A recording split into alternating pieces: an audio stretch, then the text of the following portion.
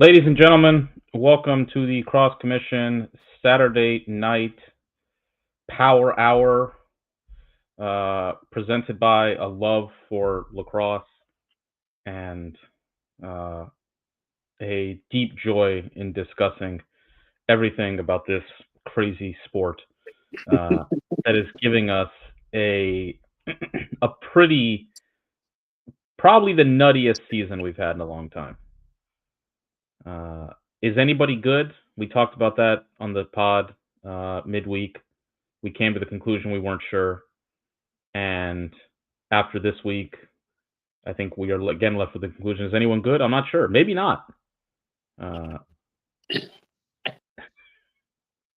I thought you had it right on the midweek because there probably is no one great.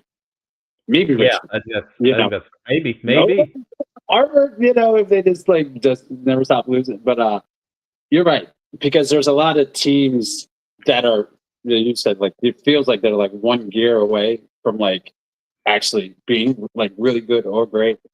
But there's also like a couple gears that are just like at the brink of failure that they could like kind of be like just a top 20-ish team. So there's no like Notre Dame for 23 through 2025. There's no 2022 Maryland no. or even 2021 Virginia.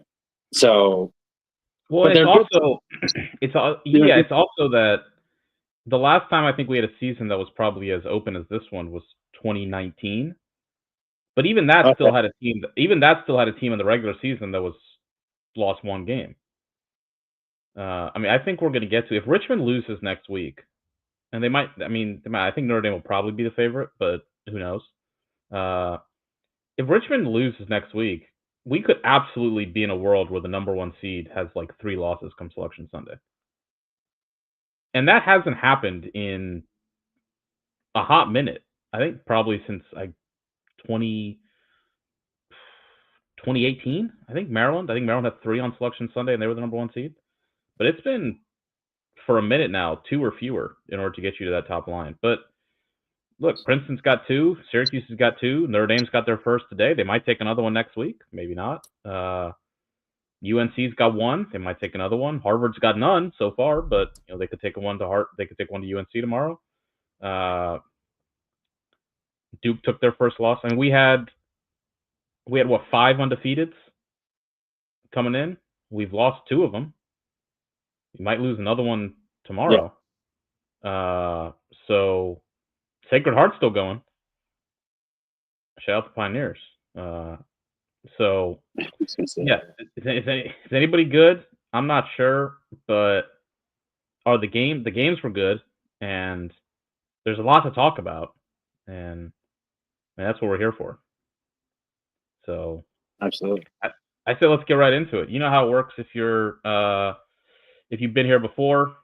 We put an hour. If you haven't been, if you're new joining us, we put an hour on the clock. We go through everything. Will we get through it in an hour? Probably not. You know us, but we're going to do our best, and we're going to have some fun along the way. So I will start the timer. We got 1 hour on the clock, and we will begin in Charlottesville, where the Virginia Cavaliers take down the number 1 team in the country, the Notre Dame Fighting Irish, 11-9.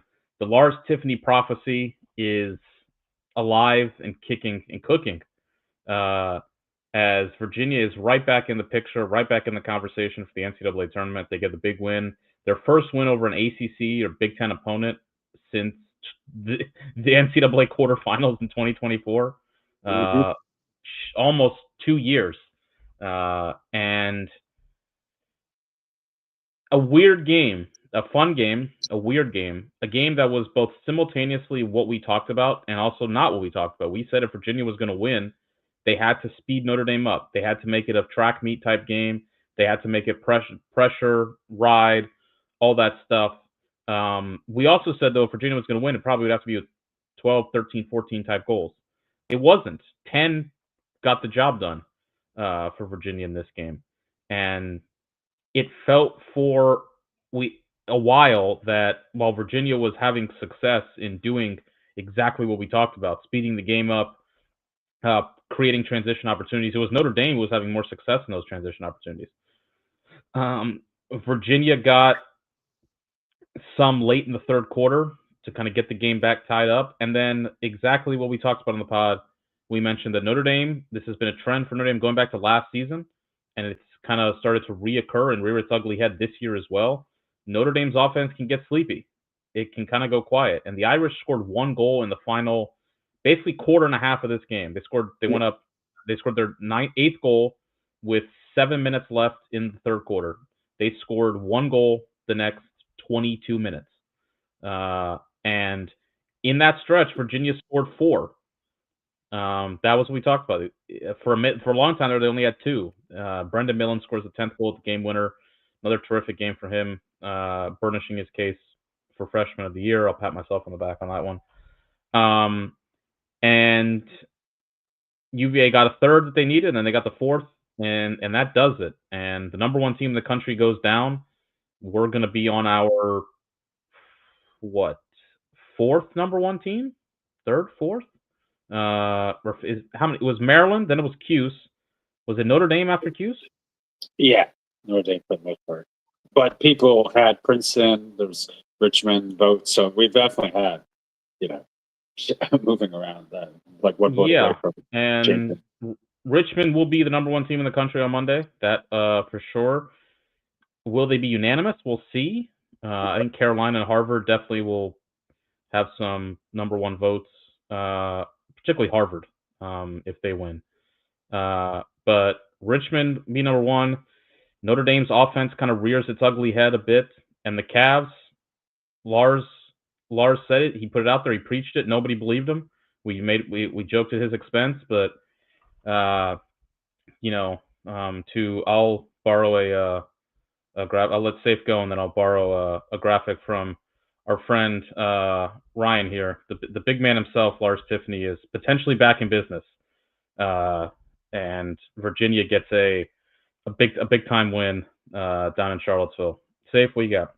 Just roaring back, dude. I mean, that's why when we were saying the top 5 or funniest ways the top 10 teams could end the season, I had to shoehorn Virginia because it's like, if it does happen, it will be probably the funniest title we've ever had to experience while we've been doing it. In terms of it really was I think he kind of does a really good job of galvanizing kind of us against them. Now it really was the opponents, their own fans, yeah,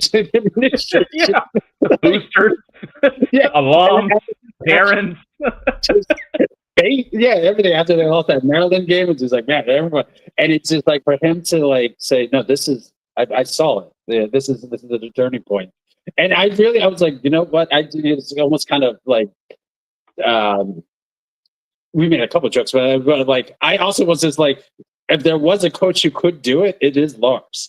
You know what I mean? Lars Tiffany is just this personality that, very charismatic. I've just seen it. I haven't seen him press conference after games, especially I think it was the 2019 one. He's me and Chris were talking, and he was talking to Chris. I was watching. It's just I get to listen to him for hours, even though we kind of make the supervillain, Bond supervillain jokes, and an NPR podcast host at the same time. It was crazy. Malcolm Gladwell. I said it. I don't think we have ever. I've never done a 180. I think collectively we can speak with the royal we here. I don't think we've ever done a collective 180 on anyone the way we have with Lars. I just love the guy. I can't help it. He's part of it is I've been a Chelsea fan forever. Well, can I tell why? Oh yeah, you give your own. I think we're gonna go the same way. He gives off Jose Mourinho vibes. Oh, that too. Oh, for sure. But I was going to say, he feels like a cult leader. He could be a cult leader in another life. For us, I think I don't want to speak for you, but the Maryland quarterfinal, robbery. That really did an origin story for a villain. It was just tailor made for it had so much fun going back. And then the 2021 season, I think eventually especially I'm not a Maryland fan, but like, I could imagine for you, like having them beating them, and like how much respect Lars had for like trying to go down, even if you're going against like this like once in a generation type Maryland team. Like I thought like that mutual respect, like from there, it really felt like okay, I get this guy a lot more, and then. Yeah, even now when people like kind of go against him, like I'm with you. I'm like, hey, wait a second, hold on. Do you know who this? You feel like yeah, people are like, I don't know, man. I see people being like, they need to get him out of here and bring Kerwin back. I'm like, hang on now, he's like my guy. Yeah. I mean, who's the guy? Yeah, exactly. We need like he's a character. We need Lars, man. Like, we're gonna miss this guy when he's gone. He's one of a kind. Is Virginia back? I mean, they're in the mix. This is a huge win that gets them right back kind of in the tournament picture. It's a top 10 win over Notre Dame. And look, that they've got some hitters on the offensive side of the ball. Brendan Millen is a superstar in the making, if not one already. And their defense was substantially improved from what we've been seeing for a while. I honestly substantially improved within this game. I thought the way that first quarter was going, they could not stay in front of anybody on Notre Dame defensively early in that game. Yeah. And it was the worrying because they couldn't stay in front of them, and then we saw what we've been seeing with them for a while is just the kind of like half-hearted slap checks, not really sliding or communicating. And I had a feeling, early in that game, Notre Dame was gonna kind of put it on them, but they figured it out, and man, they laid it was when Notre Dame had the second chance to tie, Jeffrey, because Notre Dame had the first time out down one, and look, it's Kevin Corrigan, sideline out of bounds. Kevin Corrigan's probably the best in the business. They drew up a great play. Jeffrey got a step, fed to the wing. They hit the pipe. The second time, though, when Jeffrey came back off the timeout, he got lit up in going to the cage. And that was the Virginia we remember, playing with that kind of obviously not just that intensity and physicality, but being able to weaponize it and harness it in a effective way to kind of propel them to victory instead of just kind of being out of control. And Gil mentions that Schroeder played a really good game for them today. Merrick made some key stops, and it just kind of all came together for them in that second half. And Notre Dame just went down pretty. They shot like 3 for 25, I think, in the second half. And again, one goal the last 22 minutes, and UVA just chipped away and got the win. For ACC standings, I think this is huge for Virginia. Like, we're wondering if they were like going over this year, and then like right off the bat getting win against the number one team in the country, and I think that just like opens up so many more opportunities and lanes for them, and it kind of makes you look at these other games in hindsight a little bit differently. You know what I mean? Like Hopkins loss, where you give up like the late lead, multiple opportunities against. They're like 5. You take out the whole game against Towson and the one quarter against Hopkins. They're like 5 quarters away. Exactly. That's how Lars does it. You're like, oh man, he's right. Yeah. So this is the turnaround. But no, I just feel him, and this is the team. Like, you don't want them to get juice. Like of course not. No, because they already had the offense, and now it's just like, oh, well, maybe we found something on D, and now it's just like no one really like planned for Virginia to come out of nowhere, like to maybe take so yeah, I think it's a great day for Cavs fans. I'd love to see what the Sabres like. I didn't get a chance to review. We have to do another Sabre. We might have to do another Sabre reading after the hours up. I have to go through and read the Sabre. We did that a couple weeks ago, and I always knew, they never lost faith. We're gonna see a lot of those in Lars. Never lost faith in the big rat. LT. There's going to be a lot of LTs in there. LT still got it, Oh, man, absolutely sick. First post. So by analytics, we lost. What's up? Sorry. I just read the first post on the Sabre.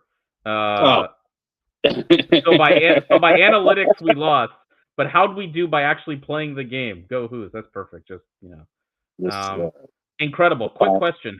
Has an unranked team ever beat a number one? Yes. Many times. uh, David, it was a fantastic day. We're starting off with UVA and Notre Dame, but we got a bunch more to talk about. Goals. The goals are back. Oh yeah. Some big Penn Dartmouth. Penn scores like 10 goals in the last 18 minutes of the game. Come down from 7. Obviously, the next game we'll talk about. Plenty of games there. Yeah, UVA won the ground ball battle 37-32. But a lot of ground balls in the fourth quarter really propelled them a lot. Notre Dame, that third quarter, really, Notre Dame had 16 shots in that third quarter, only put 3 goals in the back of the net. And that's not going to do it. UVA won a lot of faceoffs, which was a big help. Notre Dame shot 22% for the game. Virginia, big shot of Virginia. 73% of their goals were assisted. I think this kind of resets Notre Dame a little bit. They were undefeated, but we kind of talked about that. We felt like they weren't what you'd expect an undefeated number one Notre Dame team to look like. It wasn't the 23 or 24 teams. And I think this resets them a bit. The defense is really good. They only gave up 11 to a Virginia offense that, as we talked about, can score. The faceoff unit is up and down. It's not Will Lynch. It's got some good pieces. I think the offense is interesting to monitor. I don't feel like they have. We talk often with like Maryland, for example, about how they've often, like the past couple years, lacked a behind the net presence. I feel like Notre Dame now, with the Kavanaughs gone, are kind of lacking that behind the net presence. The midfield has a lot of juice. Jeffrey is kind of was as advertised today. He's a tremendous athlete. Angrick and Maharis are both guys who can kind of get a step. Yego's been a good pickup. I mean, because he's their best attackman. But after him, like Luke Miller and Brock Behrman were, I think, double bagels today. And they've had more successful games for them, but Miller in particular took some hits. Virginia kind of laid the body on some of those guys who were a little smaller at their Notre Dame attack, and there wasn't a lot there. I wonder if teams start playing Notre Dame. I would definitely double pull that midfield for sure, and maybe start really sliding more quickly and try and make those guys passers, because those guys can dodge and they can shoot, but maybe try and make Jeffrey and those guys passers. I'm intrigued to see how teams start to treat Notre Dame over the next couple of weeks offensively, and it was an odd game because Notre Dame usually, when they get pressure, they kind of chew it up and spit it out. We talked about that. They know how to deal with it. They're so buttoned up. They were not buttoned up in the same way in this game, but they were able to run with Virginia and get opportunities. But then the offense kind of dried up, and this has been a common theme with a lot of teams we've talked about this year, is kind of the offense. Notre Dame, the past 4 weeks, now sub 30% offensive efficiency. The past 2 weeks against Michigan, 2 weeks ago, 24%, 24% today against Virginia. That Michigan one doesn't stand out as well when you look at a lot of teams have been putting up goals on Michigan the past couple weeks. Ohio State, you kind of expected that game, but even against Maryland, it was kind of boom or bust. And so this is now 4 weeks in a row where that offense has been pretty quiet. In the last 2 weeks, they haven't shot the ball well at all. So I think this is still a good team. I think it's certainly a team that can get to the Final Four, but this kind of puts them with some work to do. As Mark mentions, 4 top 10 teams. They got Richmond next week. You look at that, their kind of resume to this point. It's good, but it's not great. The teams they beat haven't quite held up their end of the bargain. Maybe they will come the end of the year. But like they fell to 7th in RPI, even despite having 1 loss. And they're kind of basically, I think they have work to do. I'm not their best by any means, but there's work to do for this Notre Dame team in ACC play, which Gil mentioned is probably going to be a slugfest. If they take a couple more losses here in ACC play, they're not going to be in kind of maybe the spot we would have anticipated based on how they did non-con. They're going to need to kind of pick up some wins in ACC play. Again, they can start next week, beat Richmond, and be right back on track. But you know, there's still work to do for them, even despite this being their first loss. Absolutely. I mean, I thought like the team as it is, a lot of young faces. Like I thought, even that they surprised and done really well to start out the season would be challenging to see if they were able to, continue to play that way throughout the entire regular season. So even with the the bye week last week, kind of came off the feel like the last 20 minutes kind of like without really any direction, especially on offense, because that was a winnable game on the road. Yeah, I had Virginia, lead for, or at least control the game for the most part, but yeah, that kind of just disappeared last third of the game, and Virginia came storming back. So yeah, it felt like just like a UVA win in the past. Like I don't know if it's like we kind of talked about the trends. They both teams kind of go on runs. I don't know if this is the beginning of an undefeated run against Notre Dame, but yeah, it just felt good to see Virginia be Virginia again. Kind of fun, like really, like I love the crowd, the atmosphere. Lars and shots to Lars, like it's just like it's a whole, it's good to see like these kind of hegemonic teams playing to their capabilities again. Now the question is, can they take it on the road? They're 2-2 on the road. They got kind of stomped out by Richmond and then lost, obviously, the triple overtime game against Maryland. They've definitely played their best lacrosse, I think, in Charlottesville. The second half of this game, the first half of the Hopkins game, they got to go to Durham and they got to go to the Dome before finishing up with UNC and Drexel. They probably need one more. They need one more win in here somewhere, at least, maybe two. But they definitely need at least one more win. So next week's the Duke game. We know all about that. They got to go to the Dome, which is going to be rocking. And so we'll see. Can they get a win on the road there somewhere to avoid kind of having the pressure back out next week? Is it lining up? Because I'm just thinking like this is big for them. I don't know what that brings their RPI up to, but let me see.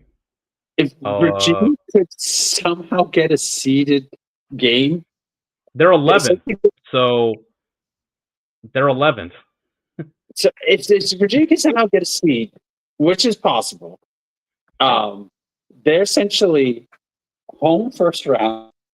The money round, the money round, which we know Lars is just like he's on there. And then you have like a Final Four at home. I mean, it's a long way to go. They got work to do, but now you can start thinking about it again. There you go. They win 3 ACC games. They're going to get a home game. It's possible. Is it likely? I don't know. We'll see. They got one today. They need definitely one more, maybe two. Do you have the schedule? Which of the remaining? Who are they playing at home the rest of the way of ACC teams? UNC. That's it. Okay. They got to go to Duke next week, and they got to go to the Dome. Which, that game in the Dome might be. What was that game a couple years ago they played in the Dome? We went to the Maryland Hopkins game, which was like the total opposite. In the game that we watched the game in the Dome at Charles Street Pub. It's like what, 1918? Yeah, it was just like it might be. It might be that. It might be that. Speaking of the Dome, it was certainly a vintage Dome game today. There were 9,000 people packed in there. There were goals. There were a lack of saves. There was ill-timed, not great hits. Duke got called for a moving pick, the worst moving pick. A moving pick so bad it probably actually wasn't a moving pick. But the rest basically just had to call it anyway. And just a crazy, crazy game in the Dome. Cuse came out with like 3 goals in the first couple minutes of the third quarter and kind of held the lead the rest of the way. The pace of this game was incredible. It got to the point so much where the end of the game basically kind of slowed down just because everybody on the field was gassed. They went well past that last media timeout in the fourth quarter. A a crazy game. Dino benched his goalie, and the backup played worse than the starter. Which is, I'll have to. Dino had comment on that in the post game. I'll have to pull it up here in a second. But What do you got? Dome refs. don't be, Aiden McGuire nearly decapitated his own teammate Charlie Johnson.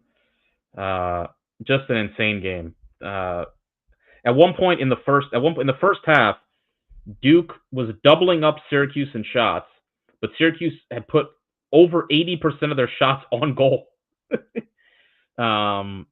Crazy game. Cuse is humming. After the big win at last week, Georgetown, they get another big win here over Duke.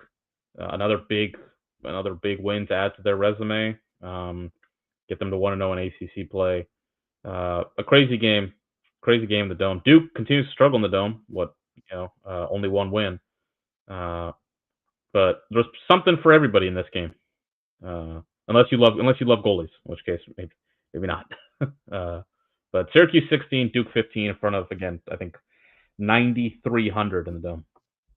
Yeah, great crowd with electric atmosphere. Like, kind of like felt like huge, especially on offense. Like defense, love Odenaro, but like probably wish that it's a game that they could have a redo on, at least defensively.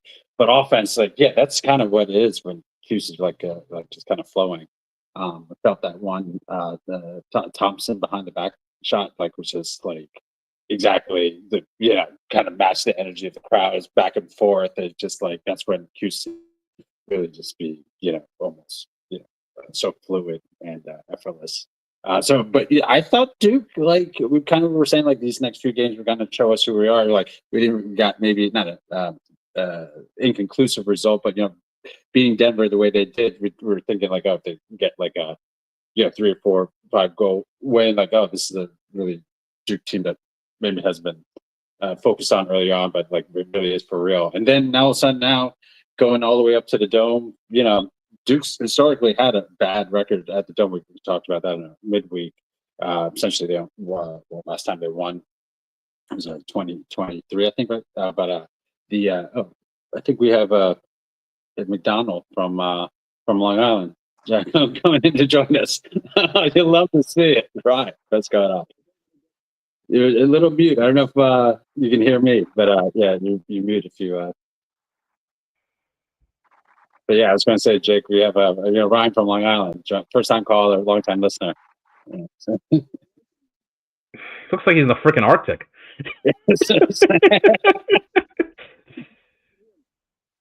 I cannot hear you, not one bit. Put the volume up. All right, is that better? There you go. There you go. How you feeling? I mean, it's Cuse Duke, man. It's I mean, that's all that is to say. It's always helter skelter, and always get out of there with a win. I think defense could have been tighter. I think but maybe just a bit. I think a little bit of concern with the defense, but at the same token, that's how every Cuse Duke game goes. So what I'm happier about is that the offense executing the way that they did today, a bit more consistency. So that was a good end. It's Cuse Duke, I guess, is the way to put it more than anything else. It had the feeling of one of those games where if Cuse could just settle it down for a little bit and play some 6-on-6, I thought that they would maybe run away with it. I thought their offense could pretty much get whatever they wanted the entire game. But the game took on a life of its own, and those teams went back and forth, and I think that benefited Duke more. A lot of Duke's offense in the second half was really largely just transition and early offense and things like that, and it opened things up for Duke. I mean, look, this is what makes this game, I think, is sort of emblematic of the season in a way. What do you want to take out of it? As Ryan mentioned, could Cuse's defense have been tighter, and could Cuse have maybe slowed the game down and been more deliberate and won the game by 3 or 4 goals more comfortably? I think they probably could have. Nonetheless, they scored 16 goals and they won. If you're Duke, the questions we had about Duke were largely regarding the offense. after they scored 8 goals against Delaware, kind of got off to that slow start. But they scored 15 goals today. The offense kind of proved itself. Now, on the flip side, they had to switch goalies, and the backup, again, played worse than Jameson did. I listened to Dino's comments after the game. Shout out, I want to give him credit. Let me get his name here. He's a Cuse Daily Orange guy. Maurizio Palmar with the Daily Orange. Asked Dino about it in the post game. Dino's comments were basically to talk around himself for about a minute. He didn't really elaborate God, on much of anything. It was basically just like, lacrosse is amazing, man. These games just take on a life of their own. It's like, all right, that doesn't really address the goaltending situation. But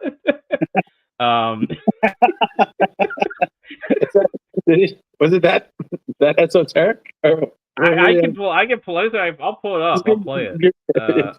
Put a sentence or two in there. Here, let me see if I can find it. I will. All right, let me make sure we're all muted before I go ahead and share this out. Share screen. There's Maurizio. All right, let me get it up. All right, I'll make sure we're all muted so I can play this. Kind of prevented you from going back to Patrick after you decided to make the switch to him? The game was close. The game was close, and Henry made that one save in the outlet, I think, to Aiden McGuire, and then he got an assist, and we're like, okay, as long as he can keep us in there. And I said to the team, listen, some weeks you win 8-7, like last week, and some weeks you're going to win 19-18. I didn't know we'd lose 16-15, but the idea is every game has its own personality, has its own story. That's what makes sports, or our sport, so so much fun. Is that this game was up and down, and our guys hung in there, and a lot of unique goals, right? Really Dwan scores that goal, with the pipe. We get a rebound, they score off the face off, we score off the face off. There was a lot going on today. Kind of prevented you from going. All right, so that is go ahead, Ryan. Go ahead, Ryan. Yeah, that is the most NHL coach speak I've ever heard out of a college lacrosse coach. It reminded him of Lars's heroic effort quote after losing the Cuse in 2024. That's like, he said like one line about the goalie play in there. Yes, definitely. There's like one line. I don't know. Dino's Dino, man. He's a Hall of Famer for a reason. He's won 3 national titles. He's been to a million Final Fours. If there's one thing Dino has that I think you could kind of get him on, man, he does not particularly love his goalies ever. Look, he's won national titles with 2 goalies in the past. It's a different sport now. I don't think you could ever win a national title again with kind of the goalie play Dino did at times. But yeah, he's never seemed to be enamored with. Jameson came in as a freshman. He took the job from William Helm, who was a bit iffy when Duke went to the championship in 23. And I've always kind of liked Jameson. He'll have some of his down games, but a lot of goalies do. But Dino's got a short leash, man. I mean, when he's ready to give you the hook, he gives you the hook. And I think you could say that Blake made some. Blake, by the way, who was the 3rd goalkeeper at Ohio State and transferred out, he did make some saves later in the game. He made a big one, I think, when Cuse was up 1, kind of like 15-14. But by and large, I mean, when you bench the guy for saving 45% and the backup at one point has 1 save, yeah, it's questionable. In a 1-goal game, it should be kind of mentioned. So, that's that. But that happen. I think the question with Duke, they were meant, like, is Duke for real? Like, Duke is for real in the sense that this is a good team. It's a quality ball club. They've got some pieces on offense who can compete. They've got a good defense. Their face-off play is pretty darn good. Like, it's a good team. The question is, look, they're in a similar position to where Virginia's in. Duke's best win right now is St. Joe's. The Denver win took a serious hit after Georgetown just detonated an atom bomb on Denver. St. Joe's and the St. Joe's win took a hit today too with that loss to High Point. Exactly. So they don't have a win right now where you're sitting there feeling excellent about it. St. Joe's is 19th in RPI, so that's their best win. And so Duke's down. Like Duke's got one loss and they're 9th in RPI. They're the lowest ranked one loss or team. And so they probably need 2 wins in ACC play. Obviously, they have Virginia next week, which you always feel confident about them getting that win. But then you got Notre Dame, you got UNC, Cornell next week, who we'll mention later, lost to Yale today. So the question is Duke good enough to do what they need to do the rest of the season? That's what we're going to find out. They have work to do. Are they good enough to do that? I think they are, but it's all basically in the balance for them at this point. Whereas other teams have a cushion or have kind of built some things up. They have not.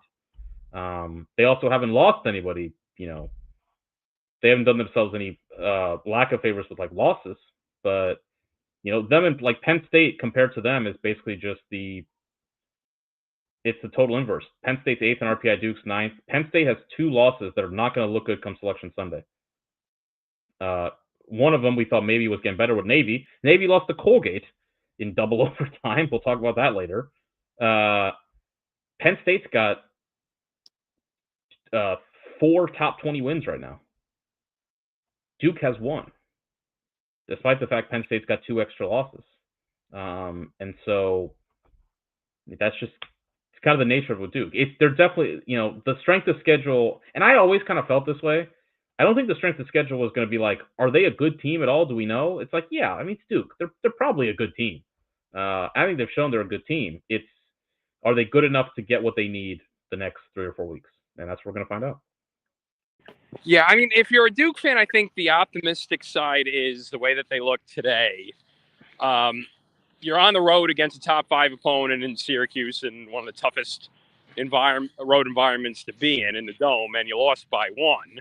So I think that bodes well, especially looking at how Notre Dame looked today, that, hey, we could pull off, 2 or 3 ACC wins after this. That's the glass half full look at it. But the glass half empty look is, again, that non-con slate has no meat to it. So they're going to be on a razor's edge, kind of like Notre Dame was in 2022, and we all know what happened with that instance. So, I mean, the way that Duke played looked like they don't have to worry about too much in ACC play. The problem is that pressure of there being a lack of margin of error going to end up playing a role and put it at the team is going to be something to see. And I also just think it's these ACC teams are all clearly very close to each other, which is a benefit to the league in the sense that the opportunity is there that if they all get wins, they could all make the NCAA tournament. That's certainly on the table. But it's also that if you're a team like Duke or Virginia and you need to get wins to get stuff done, you could be a good team and go 1-3 in the ACC and be the team that's left out of the conference tournament. And if you're UNC or Cuse and you somehow miss the conference tournament, you're probably going to be feeling fine, like Princeton in 2022, where you've done enough and your position is set. I thought Gates' comments about this were hilarious midweek, where they asked him about like the difference between Cuse's strength of schedule and Duke's, and he was like, "Yeah, I mean, we just we need like 2 more wins and we're in the NCAA tournament," which he's right, he's correct. And he's like, I don't Yeah, the greatest promo Gary's ever cut. And he was like, yeah, I don't really know what they did. And of course, the added sense that, this is the first time Syracuse is actually scheduled like this, so it's incredible how the tables have turned. Usually it was Duke with the gauntlet non-con schedule and Syracuse playing no one. How the tables have turned. Yeah, Gary be like, we only need 2. It's like Happy learning how to putt. I mean, Hughes just played it's amazing what can happen when you get rid of Vermont and Jacksonville and High Point. But Duke loaded up on them, and we'll see. It was a great game. You knew it from the start. It just had the vibe of those dome games, what they look like, and that's certainly what it was. We're underselling all right. the end.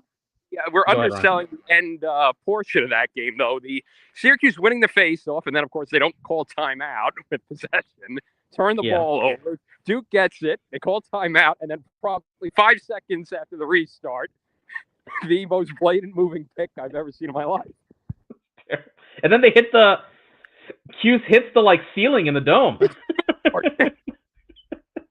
What's the ground rules on the ball hitting the scoreboard? Like they hit the scoreboard of the dome. Feels like it should have been a dead ball, but they played it out and Cuse got the win. Dome rules, I guess.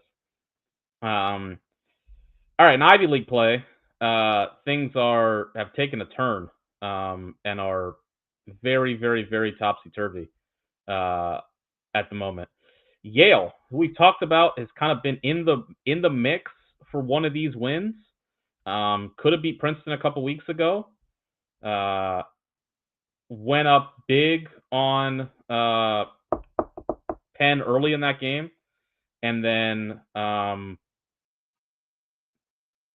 saw it get away with the offense just kind of falling apart in the second half. And in this game, the offense came out pretty hot. This game was 9-7 at halftime, 5-5 after a quarter. Things settled down in the second half. But credit to Yale's defense, helped Cornell to 3 goals on 22 possessions in the second half.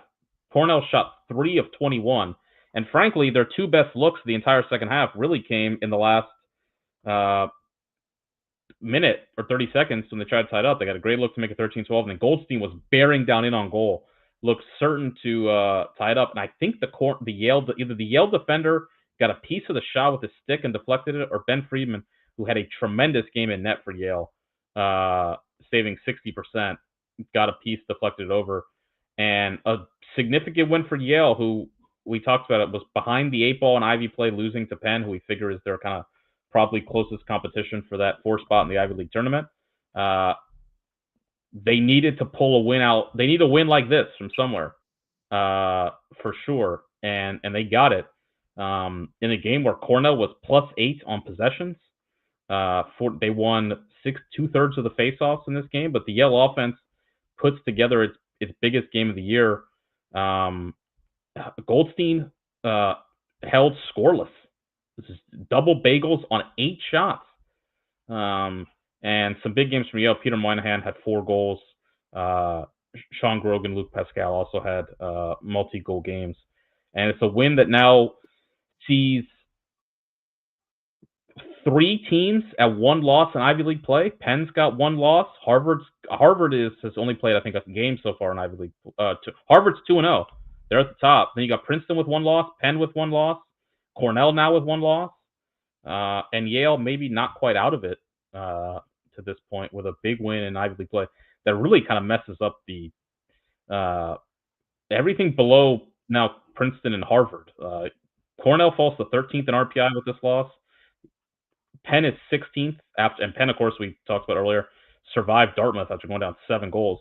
And then Yale is in the top 20 RPI at they're 20th now at 4-4.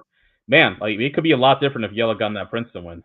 On the flip side, they'd be way out of it if they hadn't got this one. But they get the win and kind of really throws a spanner in the works for Ivy League play over these next couple weeks.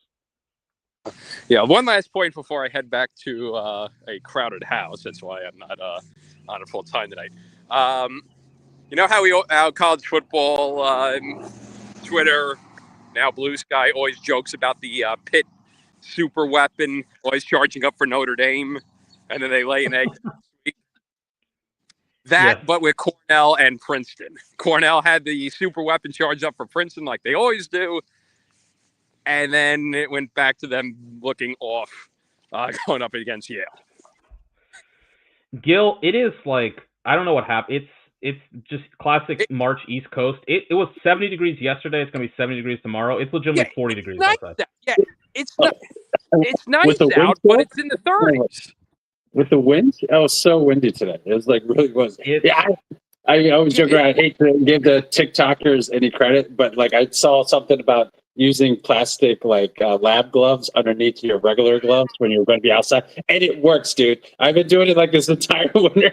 It's like definitely like really just a life changer. But yeah, I had to put it back in today because like it's been a couple of weeks where we didn't need to have gloves when I go running. But yeah, today was so freezing this morning. Yeah, that is a good March lacrosse practice hot tip.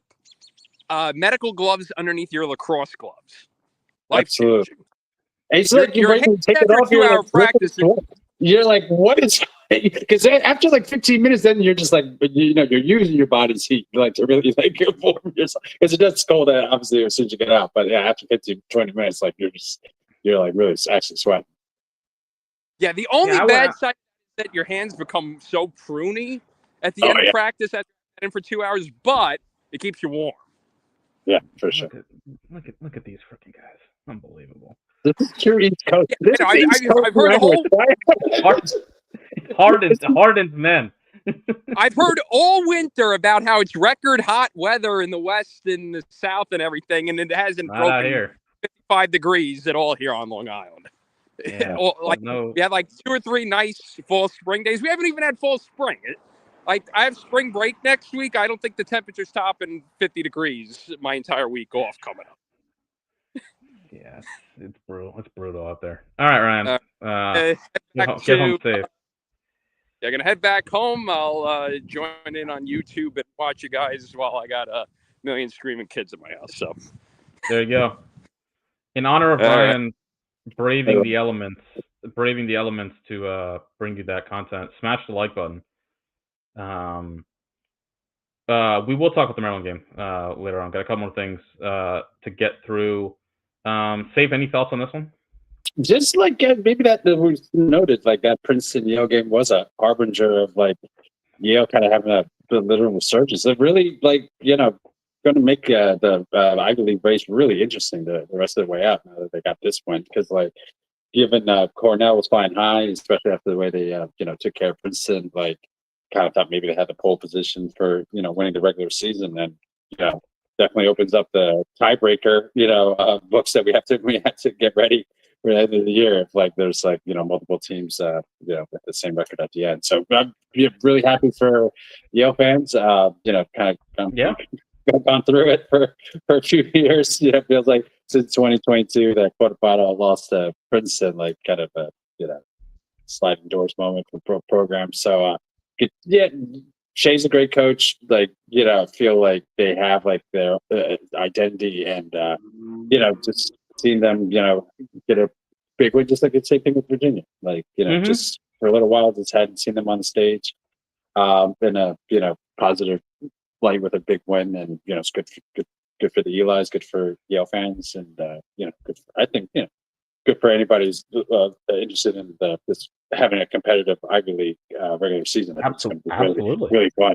It also like makes me feel like Harvard, like we kind of said like even Penn, this weekend with the Dartmouth, like if you are having a really nice season, like you look like fresh meat for a team that's like kind of just trying to have like a signature win. So like Yale Harvard, obviously historic rivalry. So that was the end of the not actually the end of the year. The way that I hate what the Ivy did with changing up rivalry week. I know why they did it, because we always talk about the Ivy League. Always felt like it was kind of like they hit like a lull in there with like big games at the beginning of the season, then it would just stop for like, and then we all got all the big games at the end. I don't know. I still think we can get some big games, save the rivalry games for the end of the year. Princeton, Cornell, and Yale, Harvard. And also, listen, with the league becoming more relevant and competitive, there's going to be big games every week. It's not just Princeton, Cornell, and or Yale. If we've got 4 or 5 good teams in the league, there's going to be a big game kind of everywhere in there. Yale's got Dartmouth next week. They go to Hanover. Dartmouth has been competitive the past 2 weeks, though. The Ivy League, clearly there's threats looming. I mean, Dartmouth had a lead on Harvard at points last week. They should have beat Penn today. Yale just upset Cornell. They have Harvard in New Haven in 2 weeks. And then Harvard, as we talked about, it looks great right now, and it's been a very good start to the year. It all changes it all changes one way or another these next 5 weeks. Either they can really go on a roll here, or there are landmines ahead. They obviously got UNC. Brown should be a straightforward win, but then they finish with Yale at Yale, and then Princeton and Cornell. So it's backloaded for Harvard. Yeah, I don't know what it's going to wind up looking like in the Ivy, and it's intriguing because while the ACC is definitely in a position where if they win, if these teams all start beating each other, it's just going to help them all out. The Ivy's a bit trickier. If Harvard starts taking some losses, the only team kind of safely ensconced is Princeton with what they did in the non-con. Now, if Harvard wins next week, they'll be in really good shape. And they could probably, in that case, maybe they could afford to take some losses. Cornell's got Duke coming up in a couple weeks. Again, Cornell kind of needs Cornell's big non-con win was Denver, which took seed today. So, yeah, again, you got Cornell 13, Princeton 16, Yale 20 as far as RPI goes. Those teams are 5-3, 5-4, and 4-4. It's going to be tightly packed in there. It's going to be a really interesting race the rest of the way. All right. Safe, I'll be honest, I'm not actually really let's just get to it. Penn State 13, Ohio State 6. Safe, I know you're the Ohio State guy. As you like to say, you've put a lot of time, heart, money into finances into invested in holistically invested is how I like it. That's a good way of putting it. Holistically, you've been holistically invested in Ohio State lacrosse. I have not in the same way. I'm often Ohio State skeptic. I have not had my I've not been emotionally invested ever in Ohio State lacrosse. Very rarely, if ever, financially invested. This game made me very frustrated. Shout out to Penn State. If Penn State plays the way they have the last 2 weeks, Penn State's the Final Four team.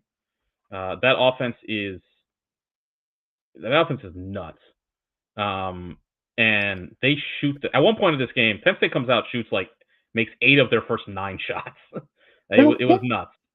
And it slowed down after that, but this is what this offense does. I want to kind of frame it. This is not the 2022 offense, or not the 2019 offense. They don't have Grant Ament, and they don't have a Mac O'Keefe, but there are parts of it that are reminiscent of that to me. Everybody on this team can shoot the ball, and everybody on this team can handle the ball. You get the ball to them in traffic, they can make a move, they can catch and shoot. You get it to them, you leave them open, they can hit shots. This team can shoot the ball, man. I mean, they were second in the country coming in shooting percentage, and that's after shooting 22% last week against Maryland. This offense is deadly, even without Hunter Aquino, who is probably their best player. This is a deadly offense, and if Preston Hawkins can make stops, they're a load to handle. They've clearly cemented themselves, I think, as the best team in the Big Ten. Maybe we'll see. They got to go to Hopkins next week. If Hopkins is 2-0, that'll be a huge game at Homewood. But this team is impressive. But Ohio State, it's just this. You can't. This is not a product, and it's not an output that's acceptable. It just, you can't, for any Big Ten team to be putting what they're putting out there right now offensively is not going to work. For a team that has self-professed Final Four expectations, it's beyond. I mean, it's so far away from what's going to cut it.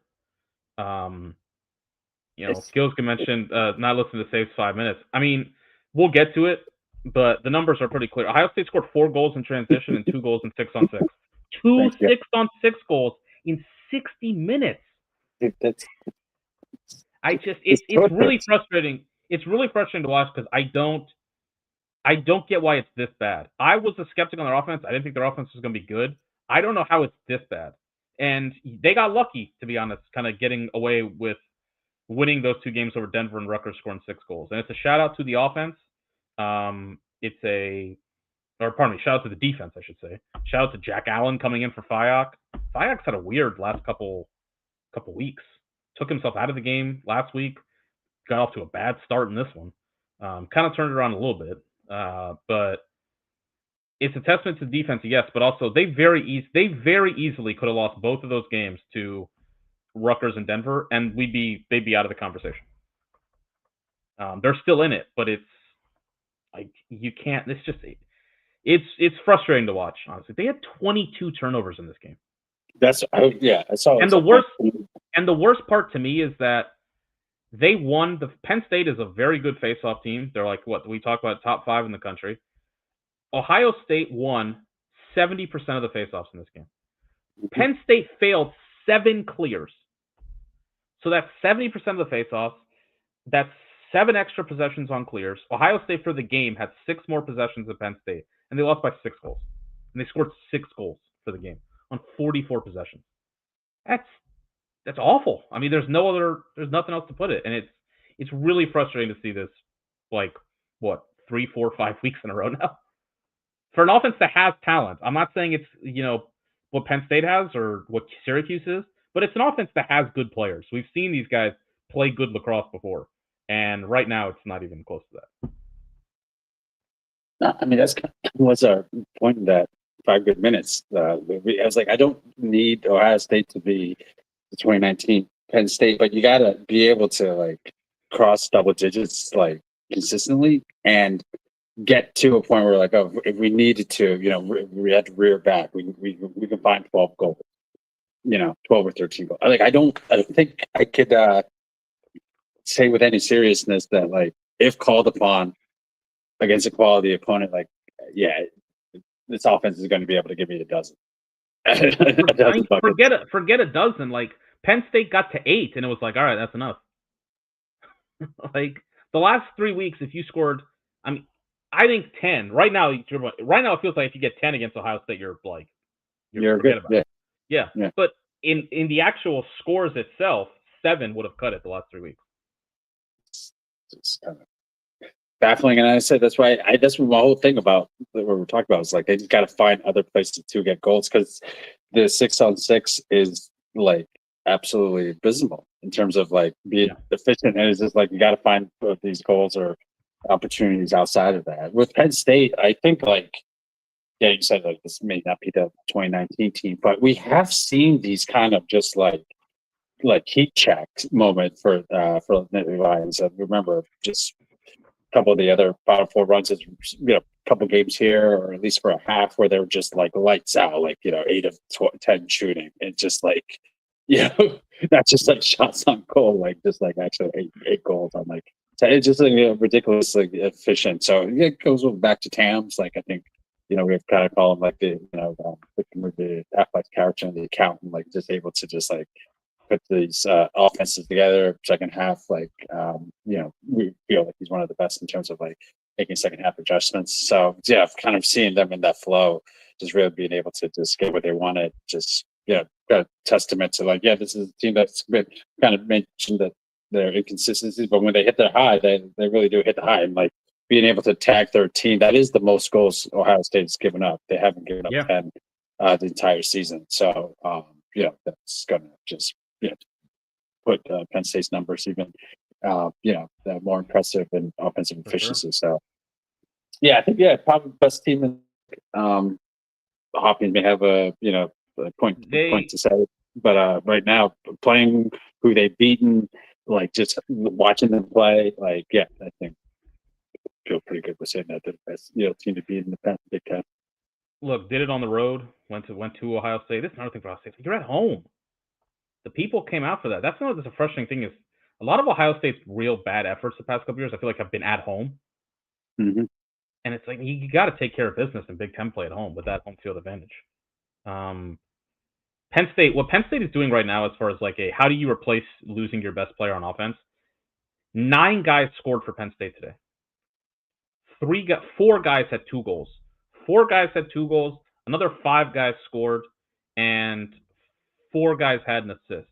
Nobody took more than 6 shots. Lehman, Iantuano, 5 shots. Matthews, 5 shots. Robertson, 4 shots. Wallstrom, 3 shots. Lehman, 3 shots. Waters, 6 shots. King, 1 shot. Considine, 3 shots. Ferrone, 3 shots. It's just it's perfect. Hopkins is currently 5th in RPI. Penn State's 8th. Obviously, we got to see what if Hopkins can win next week. I mean, that changes the calculus for sure. Well, first off, Hopkins has to win tomorrow. They have to beat Rutgers tomorrow, and then we'll see. I think I'm going to go to that Hopkins Penn State game. But Penn State's ceiling, I think, is pretty clearly the highest in the Big Ten. The A game they have is I don't think anybody in the Big Ten can keep up with that. Now, to answer my question here, how does Nova and Navy beat Penn State as irreplicable? Penn State has 2 weaknesses potentially. One, they turn the ball over a lot. That offense is awesome, but they turn the ball. They had 16 turnovers themselves today. They actually turn the ball. I think they have the highest turnover rate of any offense in the Big Ten, or might be behind. Maybe Ohio State may be ahead now, but Penn State does turn the ball over. Secondly, the goaltending, which has come around. But if you take a team that 1 can turn the ball over and 2 doesn't have great goaltending, that's how you get it. Is that you have a team that sort of at times can kind of handicap their biggest strength. Their biggest strength is their offense. At times they can handicap that themselves by turning the ball over. And then if you have bad goaltending on the other end, you can get sunk. So that is out there. I don't think those concerns have gone away for Penn State. Again, they turned the ball over 16 times, 17 times today. A different opponent maybe could capitalize on that. But Preston Hawkins is putting it together. He played well last week against Maryland. He saved 56% today. That's going to cut it for Penn State. If they can get good goaltending, I think, as you say, replacement level, above average goaltending for Penn State is what the doctor orders. And if they can protect the ball, this is a scary team. I think they've got a good defense. They've got a great offense. They need to protect the ball and they need to get good. They need to get saves. If they do that, this is the team that can make the Final Four. I'm not certain about it, just because we've seen while their ceiling is super high, they're like of the top 10 teams in RPI, no one else aside from Penn State has even 1 bad loss. Penn State's got 2. On the flip side with that, Penn State has 4 wins over top 20 teams. So, like, this team has been a bit boom or bust, but lately it's been more boom. What is this? 4 wins in a row now, I think. After that loss to Navy, where we were kind of they lost to UNC in there. So they are 4 or 5. Beat Yale, Cornell, Maryland, Ohio State, and they lost to Carolina in there. Lost a game against Carolina, they definitely could have won. So this is a really good team. I think they are the team in the catbird seat in the Big Ten. But again, we got to see next week if Hopkins wins tomorrow. That's 2-0 and 2-0, and that's the inside track for the number 1 seed in the league. But Ohio State, look, it's something's got to change. They should count themselves lucky. Fair point by Gil. If anyone saw it, did it really happen?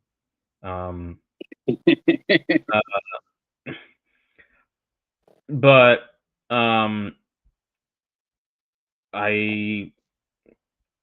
State, they should count themselves lucky that they have only 2 losses right now.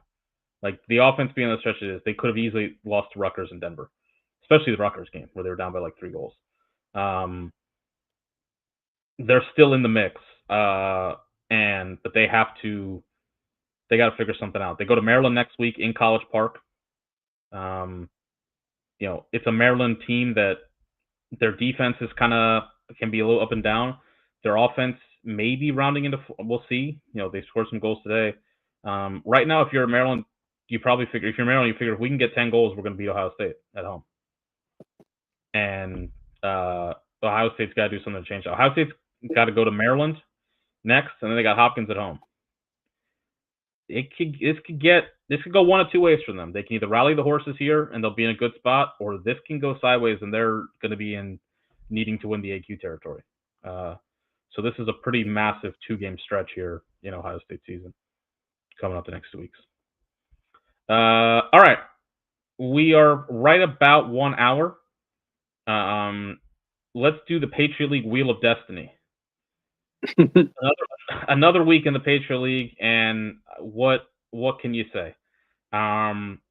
We'll start with Lafayette Bucknell. Bucknell beats Lafayette 14-13 in overtime. That was not the only overtime game in the Patriot League today, but it gets the Bucknell Bison to 3-2 in conference play. They are one of 3 teams with 3 wins in the Patriot League alongside BU and Loyola. Bucknell 7-3, really nice bounce back season for the Bison, who've kind of had a tough last couple of years, but they are in the mix in the Patriot League. Army at one point trailed by a couple early in this game. They trailed 8-6 at halftime. Army got up 11-9 in the third quarter. Lehigh came back to tie up, but Army pulled it out 14-11. It was a big win for Army because if they had lost this game, they would have been 1-3 in league play and lost the tiebreaker to Lehigh and Lafayette, which should not be good. But Army pulls it out. They are 2-2, which gets them 4th place in the Patriot League at the moment. What else do we have? Loyola beats Holy Cross 10-8, another close game. Loyola offense, after a nice start, was left with the desired. Holy Cross, again, shout out Holy Cross and Reppert, definitely an improved squad. They're still in the mix, 2-3 in league play. Loyola gets to 3-1, which puts them in a tie for first with BU in the Patriot League standings. And then the last one that we will mention, the craziest one of the day. 2 weeks ago, the Colgate Raiders were 1-6. 1-6. Since then, they beat BU last week, who was first place in the Patriot League, and they beat Navy this week, who was second place in the Patriot League. This one coming after they were down 4 goals in the fourth quarter, and they win 16-15 in double overtime, which gets Colgate now to 2-3 in Patriot League play. And Navy, which was looking kind of sitting pretty comfortably to go to 3-1, put themselves in a tie for first, is now 2-2. So there are 4 Patriot League teams with 3 losses: Lehigh, Lafayette, Holy Cross, and Colgate. There are 3 Patriot League teams with 2 losses: Army, Bucknell, and Navy. 7 of the 9 teams in the Patriot League have 2 losses. BU and Loyola have 1. I don't know if it's possible for us to get the 4-4 circle of death, but I mean, you know, we could have any. This could go anyway. I don't know. I have no clue about this league right now. It's as on brand as it has ever been. Safe, give it to the people. Right. I was going to say, I got to get my boomer. No, listen.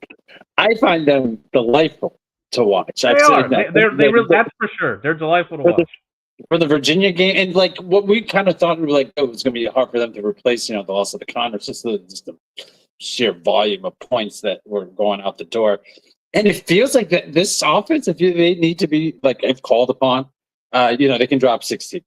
And it's like they against the UVA at the beginning of the season, they were kind of saying step for step with the Cavs for a little while there. Obviously they lost, but it's like that BU game, the way they came back on that one, just really were able to muster a really impressive comeback.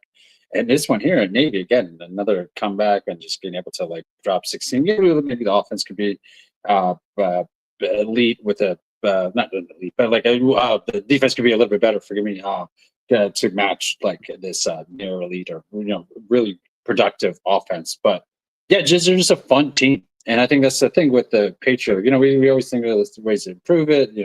Maybe split the divisions. Allowing them to play different non-conference games that they're currently limited to being able to play. But they just do their own thing.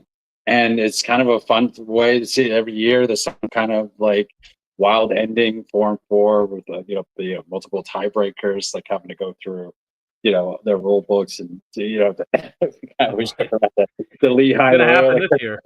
the Lehigh Loyola kickback in 2022. Like, I just love what it's kind of a under the radar conference with some really talented teams and stuff with Army. It's just always something. You can just pick a team and just there's some storyline that's been going on for years that's just like big, really niche. But if you kind of just like watch it for a little while, you really kind of do get enveloped in it. So that's what I think of when I think of the Patriot League. Just like totally engrossing conference that doesn't make sense, but doesn't care to. It doesn't try exactly. It doesn't.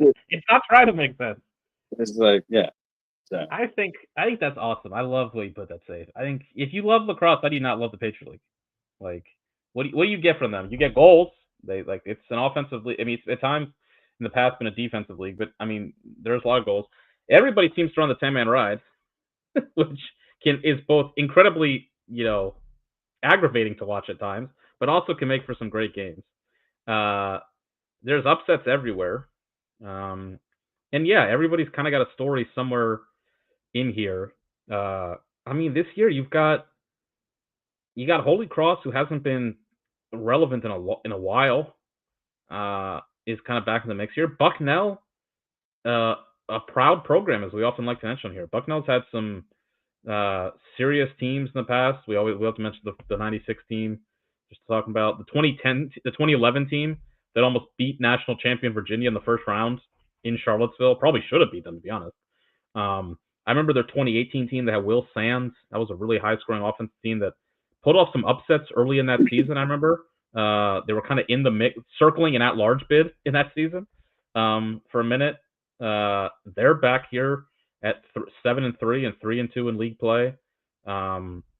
Colgate, who looked like after losing the Connors, it was going to be a really tough season, but now they're back to 2-3. Lafayette's 1-3.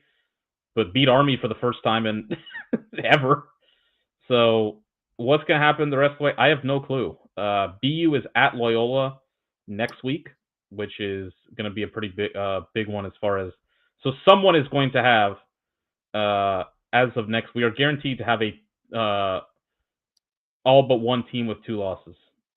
The loser of that game will give us 8 teams with 2 losses in league play. I mean, Loyola's off to a nice start in terms of being 3-1. They got BU, Army, and Navy as their next 3 of their next 4 games. So it can go a lot of ways from here. How's it going to shake out? I have no clue, but I can guarantee that we are probably going to be using tiebreakers in about 3 weeks. I'm already looking at the page right now. In the case of a 2-way tie between teams in the final standings, head-to-head, a comparison of records will be made between the tied institutions starting at the highest possible seed and continuing through the lowest seed if necessary. I love that. That's perfect. That makes no sense. I don't know why that's a tiebreaker, but sure, why not? I love this. I love C, sport-specific tie-breaking procedure, if any.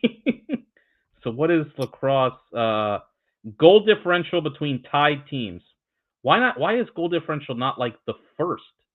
Second type? Why does it go head-to-head? Record compared to each of the teams ranked 1 through 9, and then goal differential.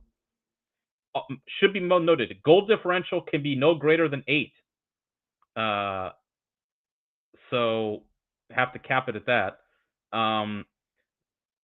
Goal differential of total league competition. So that's 4th. Get this. You're gonna fucking love this. Guess what the 5th tiebreaker of the Patriot League is? Chat. Here you go. Here's a fun. Guess what the Patriot League's 5th tiebreaker is? Again, first is head-to-head. Second is you go with their record against each team ranked 1 through 9. So like if one team beat number 1 and one team lost, that separates it. Third is goal differential between the 2 teams. 4th is goal differential in all of league play. So every game. Again, goal differential is capped at 8. Do you want to guess what the 5th tiebreaker is? I mean, either goals scored or coin flip. Okay. Yeah. Chat, any guesses? before it's not one of those two. I'll just it is not goals scored or coin flip. The Patriot League's fifth tiebreaker is the RPI.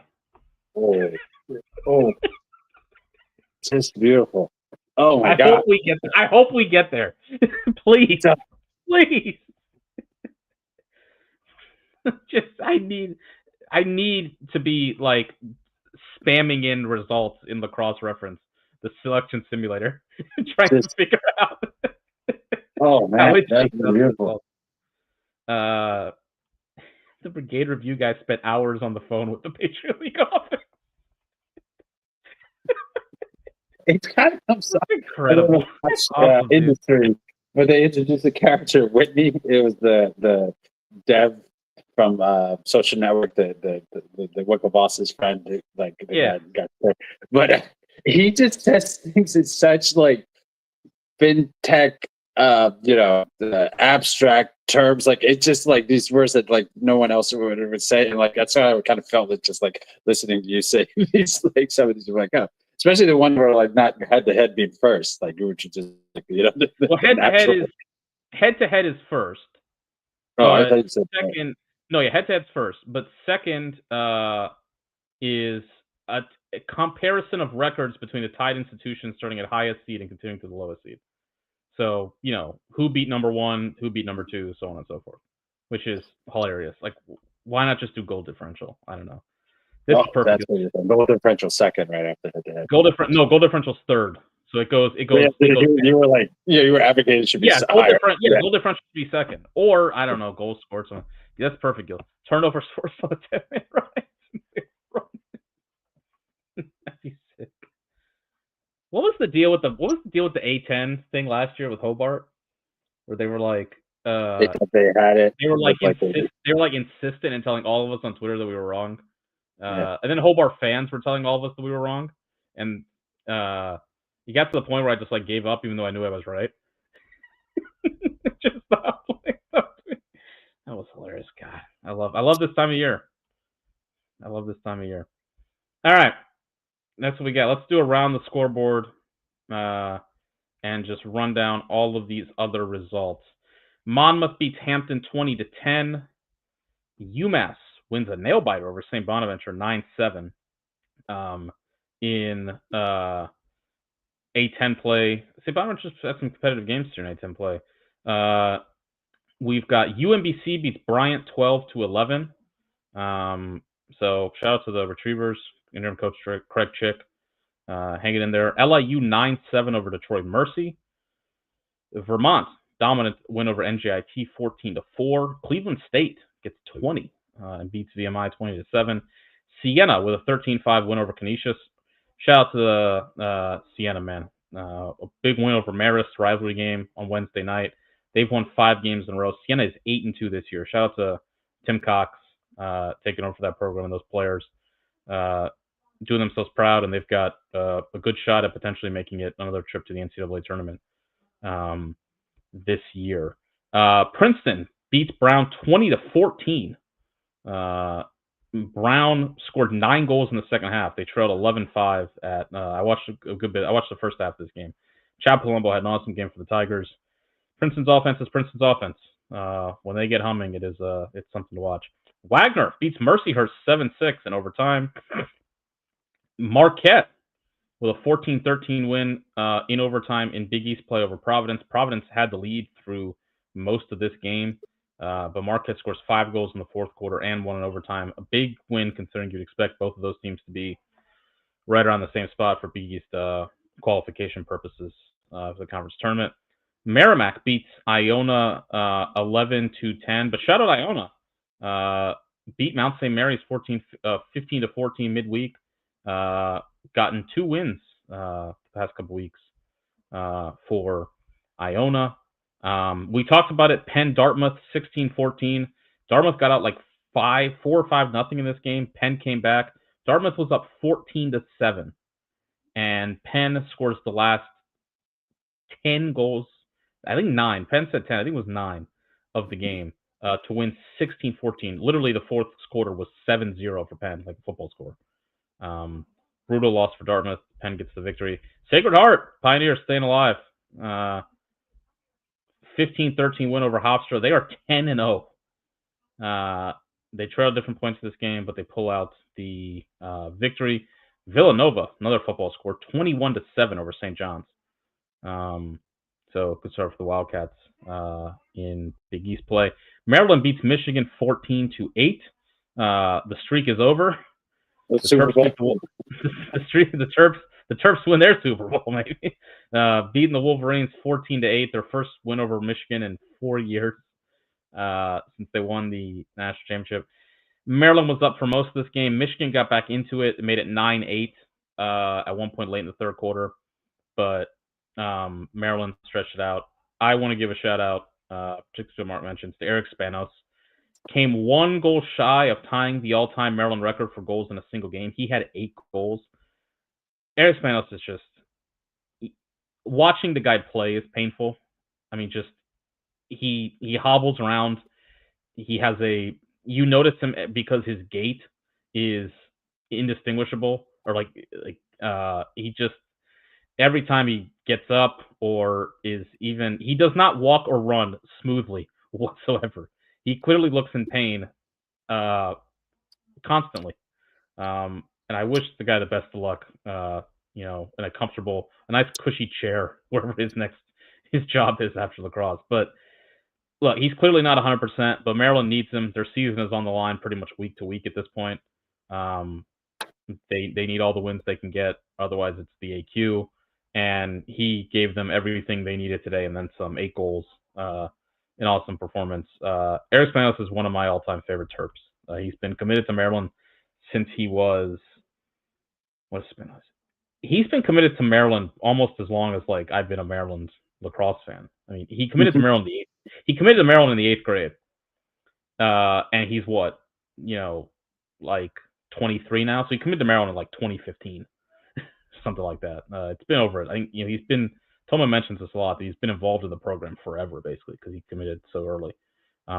He's had a great career, and hopefully, we'll see. Maybe it can get the Terps pointed in the positive direction. They have Ohio State next week. That'll be a big game. Saturday night lacrosse on BTN. That one's at 6 p.m.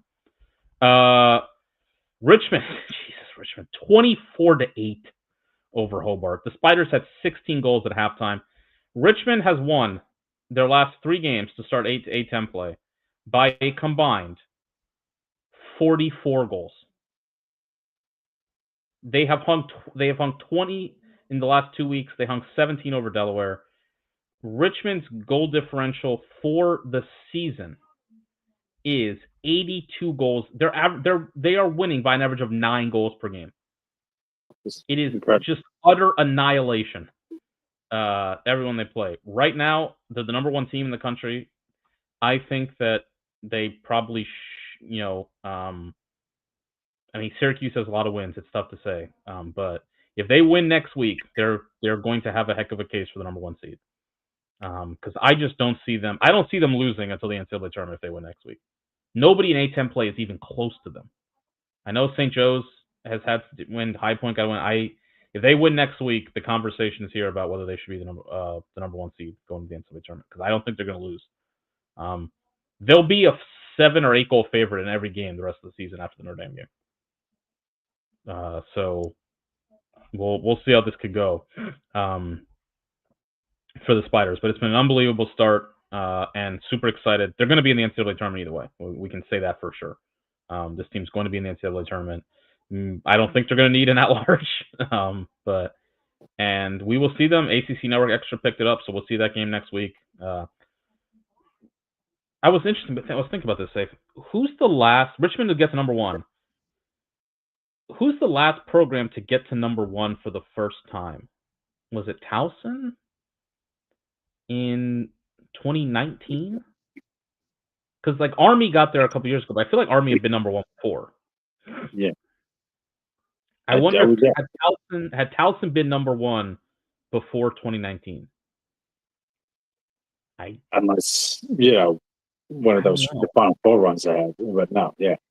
I don't. So I think they would be the first, or the first team to be to get their first number 1 ranking I think since Towson in 20. Yeah. I mean, I felt like we had a little bit of a run. You remember when Rutgers and then Penn State, like yeah, started Albany, yeah, Albany. Yeah, there was a couple years there in a row. Yeah, we got new teams in the Hofstra got up to number 2, though Hofstra had been, in the past been kind of ranked up there. But yeah, I don't think of Ohio State never got to number 1 last week or number 1 last year, right? No, And has Ohio State ever been number 1? 2017 was close, but that was the only year. No, because it went Rutgers, Penn State, Cuse, and then Maryland. I think so. I don't think Ohio State's been number 1. Trying to think of Ivy League play. Princeton, Cornell, plenty of times. Penn, I don't think. Could be. Has Harvard ever been number 1? Harvard ever been number? I don't think Harvard's ever been number 1. I think ever, yeah. Like, so that could be. We'll see. I don't think. I think Richmond will be number 1 even if Harvard wins. I think it'll be close. Yeah, doubtful, but I'm thinking of like if they stumble against Notre Dame next week and Harvard beats like North Carolina this week, like, and then they win next week. There's a lot of tips there, but yeah, there's potential for two new teams this year with Richmond. Most likely being it.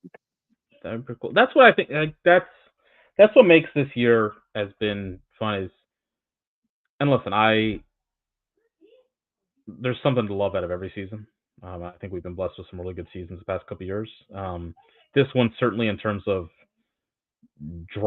just kind of wide open and not really knowing what's going to happen week to week, is pretty unique compared to what we've had this decade. But there was, I think, part of what got a lot of people interested in lacrosse, or in that 2010s, late 2010s period, was you had a lot of teams in just different parts of the map that were untraditional, I guess you could say, or at least outside of the kind of power conferences. Like Albany, we talked about, got to number 1. Towson got to number 1. Both of those programs made Final Fours. Loyola won a national championship. Loyola is a traditional program in a lot of ways, but again, it's a Patriot League team. Denver, out west, had success. Yale was a new team. There was a lot of newer faces on the block in that kind of time period that have kind of fallen away a bit recently and largely been replaced by kind of these power conference teams, traditional powers. Princeton, Cornell in the Ivy, Maryland. I mean, Penn State's still kind of new, I guess you could say, but they are a Big Ten team. I get it. In the ACC, the teams we mentioned. And this season has a bit of that, I think, with Richmond. They're the kind of, like if you want to, like if Richmond is the number 1, everybody listening to this loves lacrosse, but if you want to get, like, if you have friends who you're trying to convince, like, hey, this is what makes this sport so unique and cool among NCAA sports. In what other sport really is it possible that a team like Richmond could be the number 1 seed in the NCAA tournament? Is it? I mean, hockey maybe, but I mean, even that hockey, it's such a small, pool of teams. Like men's basketball, kind of to a degree, but not recently. Not the way it's going in men's basketball right now. Women's basketball never really been like that. Football, obviously, like Indiana football and Richmond is not a comparison really. Like Indiana football is a Big Ten team that has like Mark Cuban as a booster. Gonzaga feels like the only real and it's like with staying power of like that's why I feel with Richmond, like they're able to consistently get like into the NCAA tournament, like it kind of the same thing with Gonzaga, and if you just continue like push further and further. Well, and but like that's what potentially could be the road. If Chamati doesn't leave, they maybe get to the Final Four here, and then they just keep it going. Like that's what I think makes the Gonzaga thing so, like the comparison potent and like hopeful in a way is that Mark Fuse told kind of stories before about like I think one time he said he was like parked under like a rest stop in Oregon, and Oregon was trying to get him to take the Oregon job, and he thought about it like long and hard. It's like if Mark Few leaves Oregon or leaves Gonzaga 15 years ago. Because Gonzaga had a good run for a long time there. But Gonzaga, kind of like Richmond, you could argue, the story with Gonzaga was, they're really good, but they lose when it matters. Yeah. And then eventually Mark Few stuck it out long enough that Gonzaga got to the point where they made Final Fours and championship games and things like that. And that's why I think for Richmond, I don't know if they have to win the national championship, though it'd be an incredible story. If they make the Final Four, Yeah. Can that convince Chamati to, like, you know what, I can have it all here? Because that's how this stays. Paul Richards, a really great assistant there. They've had good assistants. Obviously, the university is invested in the program, but Chamati is a unique guy. I mean, that I think he's 101. I mean, in terms of, I don't think if he goes, I just don't see that. I think they could still be a good program. It's not going to be this. And could they go out and get a different coach? Maybe who'd be interested in the job? Sure, but is it going to be him? And if it's what is going to convince? Listen, he's already. You got to give the guy credit, and I think the sport's better off for it. He's already turned down multiple jobs that you would he could have had the Hopkins job 6 years ago if he wanted it. If he really wanted, he could have had the Hopkins job. And listen, I will. If Duke offers right now the way it is playing out, if Duke offers Dan Chamati the job, which I don't want to speak 100%. I don't know for a fact. You can read the tea leaves. We know Dan Chamati has turned down jobs such as Johns Hopkins that are pretty substantial. Those are serious jobs. If you're turning down those types of jobs, either doing it, one, because you want to stay at Richmond forever, or two, there's another job out there that you are holding your kind of hat for. Dan Chamati obviously is a Duke guy. Matt Danowski was demoted this preseason. Ron Caputo is now running the offense at Duke, and Kevin Unterstein is running the defense, so Caputo switched over. Matt Danowski's been demoted. It doesn't take a lot. You don't have to connect a lot of dots to say that, whenever the Duke job comes open, Dan Chamati is getting the call. And it's hard to see him saying no. But maybe if Richmond gets to a Final Four, or if he wins the national championship at Richmond, do you have to leave? And I think that'd be awesome for the sport. We're putting a lot of carts before the horse here, but that's it's kind of what we do. But I think it has to be something like that. If he ever gets to a Final Four at Richmond, it'd be hard to be yeah, man, stay at Richmond. You want to be a program where you can get to the Final Four. But if he does get to a Final Four at Richmond, it's proof of concept. It's there. He knows he can do it. I think that was a huge reason why Sean Madeline didn't leave. Never left Towson, because he was able to get to the Final Four, and why leave in that case? Now, listen, the sport changed a lot. I'm not saying he regrets his decision, but I think it is a lot different. It's a lot different landscape for a school like Towson now than it was 10 years ago. Would he maybe make a different decision? Again, I'm not saying you would. Sean Madeline loves it at Towson, but yeah, I think this Richmond thing is kind of I think it's the story of the season, and it would be awesome to see it kind of peak in Virginia potentially. If they could get to the Final Four in Charlottesville. All right, let's finish up here. Jacksonville 16, Air Force 10, Mercer 7, Queens 4, Utah 20, Bellarmine 14. My goodness, Georgetown 17, Denver 5. This game was never close. Georgetown was up 11-4 at halftime. It blew it out from there. This was in Denver. Georgetown's still the king on the block in the Big East. They're going to need to be they are 10th in RPI at the moment. So if Georgetown can get rolling in Big East play, we'll see if they can kind of be kind of traditional Georgetown. Kind of run through it in Big East play and get themselves in the mix in the first round and be back in the quarterfinals. Delaware on the board, first win feels like in a while, beat Binghamton 9-4. Marist beats Quinnipiac 13-12. Towson 14-10 win over Drexel to set themselves up in CAA play. Robert Morris 19-4 win over Lemoyne. Aforementioned High Point beating St. Joe's 16-15. Stony Brook beats Fairfield 16-10. Albany 13-7 win over UMass Lowell. And Mount St. Mary's beats Manhattan 10-9. There are two big games tomorrow. 12 o'clock on the Big Ten Network. Safe, you going to Piscataway? Yeah. I don't think so. By the time I leave here, then get to Trenton, and then it's still about like train's like not that bad, it's about 25 minutes. But then from there to Saturday, like game time's at noon, right? It's just a little tight. But, Yeah, it's at noon. I wish it was a Sunday night game. it, But we mentioned that a lot. yeah, So no, that'll be a good one. Rutgers, Big Ten play kind of favors what the team Rutgers has kind of become. They're a defensive-minded team. They got a great goalie in Carden Stoller. The offense is, has some trouble scoring. And Hopkins is, look, metrics-wise, is set up in a really good spot. 5th in RPI. They're 1-0 in Big Ten play. It's a backloaded Big Ten schedule for Hopkins. They got Penn State at home. They got to go to Columbus, and they play Maryland for the rivalry at home to end the regular season. This feels like one they have to kind of check off and win.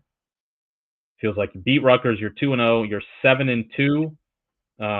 Worst case scenario, you're above 500 at the end of Big Ten play, and even if you lose your next 3, you still maybe could have a run into the Big Ten tournament.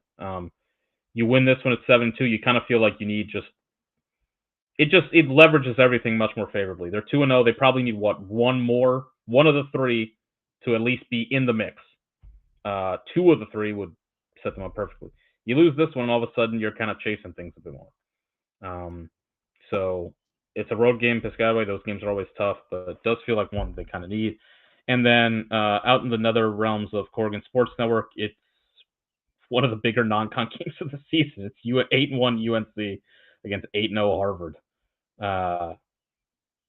Out kind of in my neck of the woods in Severn, Maryland. I'm intrigued for that one. We talked about it a lot on the pod. If you didn't listen to the pod, listen to that. We talked a lot about UNC Harvard.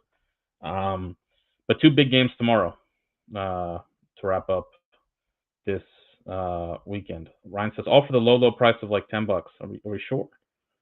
we get the media pass came through, right? Does the media pass cost $10? Yeah, That'd be fun. We'll send an email in the morning. We'll see. I don't know if the Corrigan folks are itching to give me a media pass. I'll forgive it. It's all water under the bed. It's for the love of the game.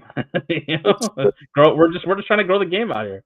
That's what you're doing. Zero. Why? Because I'm selfless. Yeah. Check out the thumbnail on the video. All right, friends.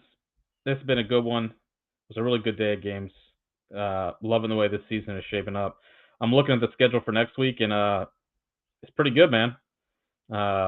You kick it off at noon on Big Ten Network with Penn State and no, not Big Ten Network, pardon me, ESPNU. That's a Hopkins home game. So kick it off on ESPNU with Hopkins and Penn State. Virginia and Duke in Durham on ACC Network. Those are at 12 o'clock. At 12:30, you've got Notre Dame and Richmond. So insert complaints about games happening at the same time. But Cuse and UNC is at 2. And then the nightcap, Saturday Night Lacrosse on the Big Ten Network, Ohio State and Maryland. Those should be some good games. And then you got Rutgers and Michigan also is on Sunday as well. This week, we will be live with our good pal at Feely Stick, Mark Hart. We're talking bracketology. April 1st, no joke. The door is open for business when it comes to bracketology. We will talk everything about the state of the bracket and all that. If you have questions at either one of us, you can at the Cross Commission, you can at Mark at Feely Stick on Twitter, and we will address any questions you have. Mark will have his bracketology projection on Monday morning, and we will run through that and a lot more this coming Wednesday. Should be a bunch of fun. All right, Safe, you got anything? No. Looking forward to this week, and yeah, my God, April's already here. Indeed. Don't do the thing about how May is around the corner. It really is. Yeah, before you know, it's going to be kind of enjoy April. I love April. April's a great month. Yeah, no, it's going to be great. Good Fridays next week. Yeah, absolutely. It's going to be wonderful. All right, friends. Smash that like button. Thank you for joining us. If you're new, you haven't subscribed yet, do that. Turn notifications on. We will be live again, probably late next week after the Ohio State Maryland game. Cap 8 o'clock. Maybe go live. Who knows? We'll see. Should be a good week up ahead, and we will see you out there. Here's some Eastern Motors. Take you home. At Eastern Motors, you drop your credit. At Eastern Motors, you drop your credit. Ford, Honda, Chevy, Beamers, and minivans. Over 600 cars, trucks, SUVs. Are you listening, man? Let Eastern Motors put you in a car today. Let Eastern Motors finance it all the way.